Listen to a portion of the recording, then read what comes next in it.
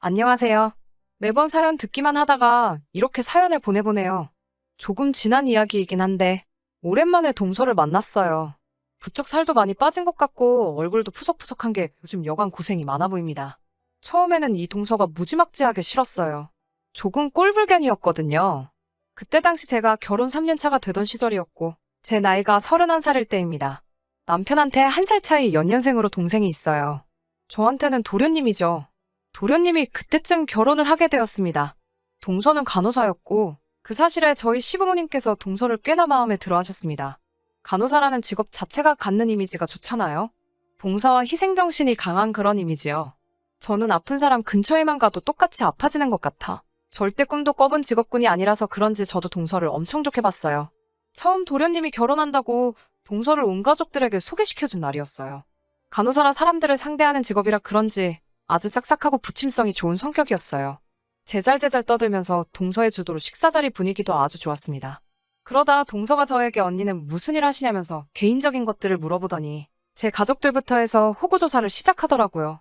저한테는 간호조무사를 하고 있는 여동생이 있는데 동생 이야기 들어보면 조무사라는 이유로 간호사들한테 무시를 많이 당한다는 말을 들어서 제가 외국계 회사 다니고 있다는 사실만 밝히고 제 가족과 연관된 다른 질문에는 되도록 대답을 하지 않았어요. 제가 외국계 회사를 다닌다고 하니 회사 이름이 뭐냐, 회사는 규모가 어떠며 위치는 어디냐, 이런 사소한 것들부터 거기서 무슨 일을 하시냐, 심지어는 제 연봉이 얼마인지 물어보더군요. 제가 얼마 받는 것까지 처음 보는 자리에서 물어본다는 게 조금 그래 보이긴 했어요. 사실 제가 받는 연봉이 적은 편이 아닌데 어디 가서 돈 많이 받는다고 자랑하기도 그렇잖아요. 그래서 대답을 안 하고 그냥 넘기려고 했습니다. 제가 맨 처음 취직했을 때는 연봉이 많은 편이 아니었습니다. 회사 자체가 신입기간에는 연봉을 적게 주다가 연차수와 경력이 쌓이게 되면 연봉을 많이 올려주는 회사예요. 그리고 그 오르는 정도가 굉장히 높습니다. 결혼할 당시에는 신입직원이었으니까 연봉이 엄청 적을 때예요. 그래서 지금 얼마 받는지는 남편만 알고 나머지 시댁 식구들은 그 당시 제가 얼마를 받는지 아무도 모르는 상황이었어요. 그때 받던 것보다 2배가 넘게 올랐지만 괜히 잘난 척하는 것인가도 싶고 솔직히 시댁 식구들한테 제 연봉 오른 사실을 알려주고 싶지도 않아서 동서의 질문에 우물쭈물 대답을 못하고 있었는데 시부모님께서 제가 결혼 준비하던 당시에 받던 연봉을 동서에게 말해주더군요. 첫째 며느리는 한 달에 200은 벌걸? 여자치고는 잘 버는 편이지. 라고 대답을 하니 동서가 200 정도가 잘 버는 거라고요? 라고 말하더니 갑자기 자기 이야기를 시작했습니다. 도련님이 우리 와이프는 어쩌고 하면서 추켜 세워주고 결혼할 상대 챙겨주는 건 알겠는데 대화의 화제가 동서랑 제가 버는 돈의 차이가 얼마나 나는지 비교하듯이 말하고 있어서 정말 기분이 조금 그랬네요. 그 자리에 있는 누구도 동서한테 물어보지 않았는데 그 자리에서 동서가 자기 연봉을 그냥 오픈해버리더라고요. 3교대 할 때는 거의 4천 정도 받았는데 지금은 주간 근무만 하느라 그때보다 조금 줄었다면서 말하는데 저한테는 그게 저 들으라는 식으로 자랑하는 것처럼 들렸습니다. 그때는 그냥 그러려니 했어요. 어차피 자리의 주인공은 제가 아니고 도련님하고 동서였으니까요. 그리고 얼마 뒤 남편하고 도련님 내에서 넷이서 따로 두 번째 만난 자리에서 동서가 갑자기 제 동생 이야기를 어디서 들었는지 제 동생이 조무사 한다면서요? 하면서 말을 걸어오더라고요. 아마 도련님이 말해준 건가 싶었어요. 동서는 오지랖을 부리며 저한테 제 동생이 궁금한 게 있으면 자기 연락처를 주라고 말하면서 도와줄 게 있으면 자기한테 연락을 하라고 하더라고요. 그러면서 조무사는 비전도 없고 간호사들한테 무시당하는 직업이니 동생한테 더 늦기 전에 대학 가서 진짜 간호사가 되는 공부를 하라고 하는 게 좋겠다는 식으로 제게 충고를 해왔어요. 그러면서 간호사 되기가 여간 힘든 게 아니라면서 자기가 얼마나 피 터지게 공부했는지 주구장창 설명을 늘어놓더니 일반 사무직하고 자기가 하는 일은 차원이 다르다는 식으로 말을 하더라고요. 일반 사무직을 하고 있는 저를 앞에 두고 그런 말을 하고 있으니 누가 들어도 저 들으라고 하는 식이었죠. 동서가 하는 일을 무시하는 건 아니지만 자기가 엄청 고귀하고 대우받는 일을 하는 듯 말하며 저를 깎아내리려 드는 게 뻔히 보여서 기분이 썩 좋지는 않았습니다. 그날 저녁 식사는 저희 집에서 하게 되었어요.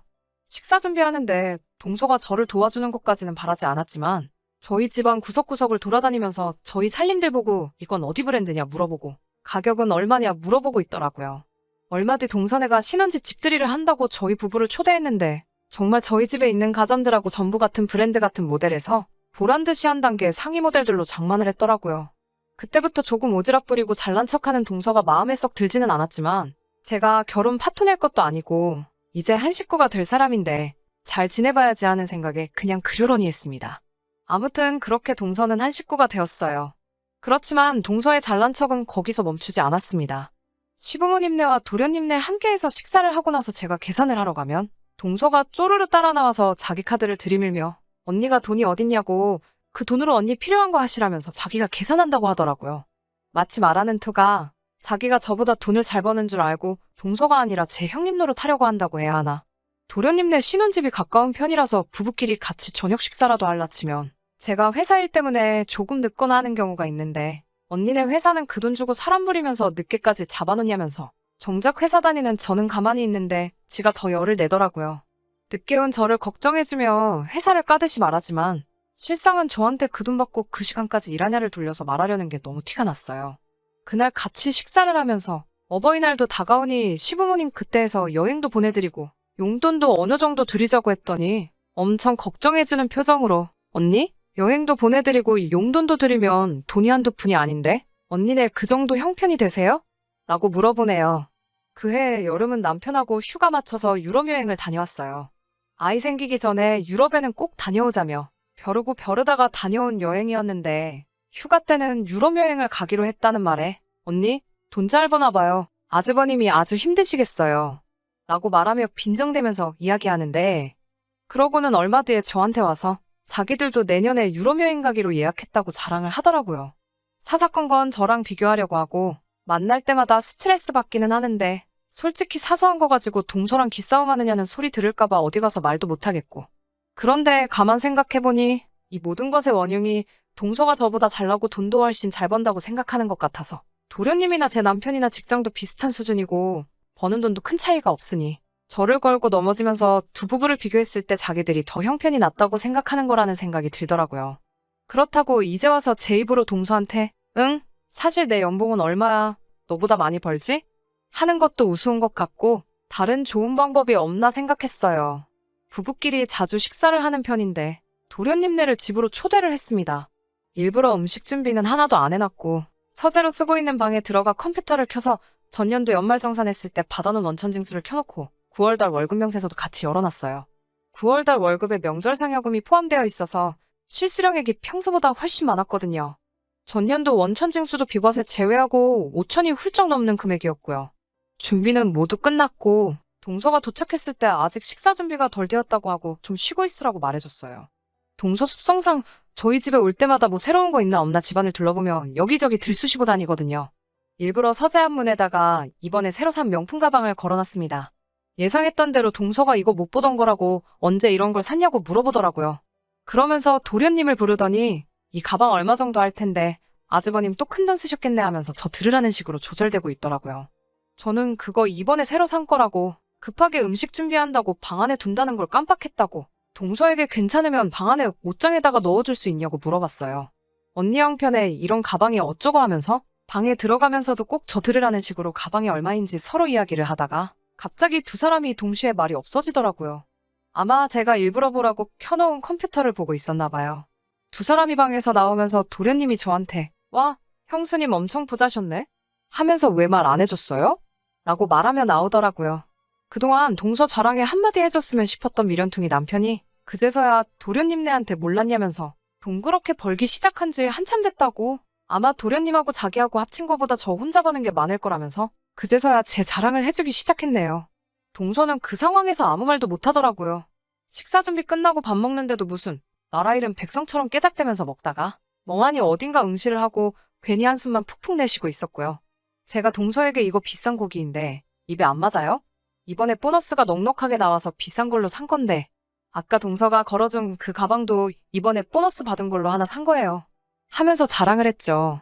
평소에는 가방 얼마 주고 샀냐, 생일 선물 받은 거냐 등등 꼬치꼬치 물어볼 동서가 그날따라 말도 한마디 안 하고 가만히 있다가 식사 후에 제가 내어온 커피만 마시고 바로 집으로 갔어요. 별거 아니겠지만 풀이 죽은 동서 뒷모습을 보니까 그동안 참아왔던 분이 풀리며 너무 후련하더라고요.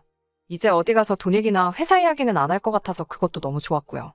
아무튼 그때 당시에 시도 때도 없이 하는 동서의 비교질이 참 지치고 동서가 마음에 들지 않았는데 요즘 코로나다 뭐다 눈코 뜰 새 없이 바쁘고 고생하는 동서 보면 마음이 안쓰럽습니다.